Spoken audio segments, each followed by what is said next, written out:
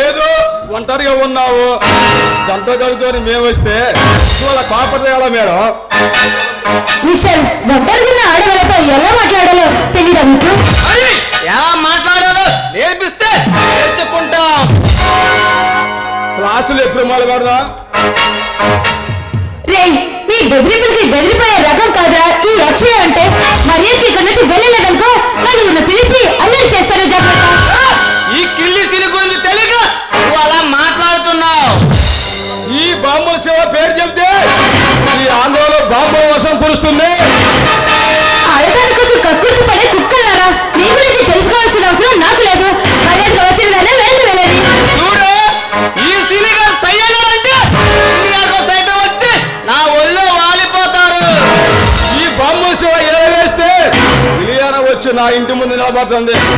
నువ్వెంత ప్రతి అమ్మాయి కనిపిస్తే మీకు అప్సరసలాగే కనిపిస్తుంది కదా మీ గుర్రాలకి. చూడు నేను నీతో గొడవ చేయడానికి రాలేదు. ఏదో అందంగా ఉన్నావు కానీ నీ దగ్గర అమర సుఖాలు అనుభవిద్దాం అనుకున్నా. రే నన్ను విసిగించకుండా మరింత వెళ్ళిపోండి. కసిరేపే నీ అందాలే కసి కసిగా అనుభవించి వెళ్తావు. అందుకే మా మాటని సహకరించు.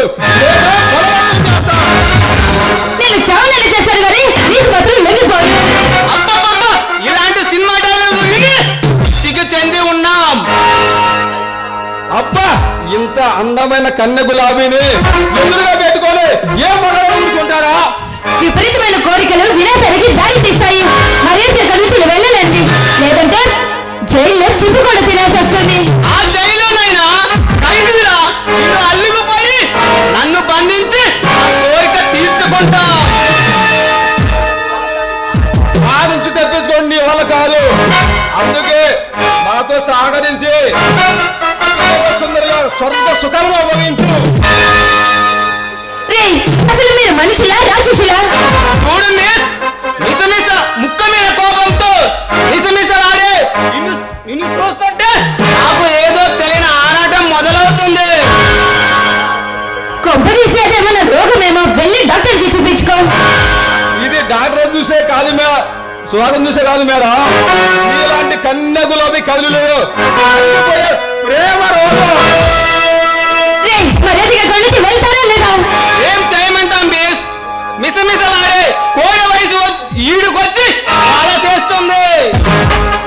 వీడికొచ్చిన వయసు తోడు కావాలంటుంది. కనికరిస్తే 5 నిమిషాల్లో వెళతాం. కాదంటే కాటికి పంపిస్తా.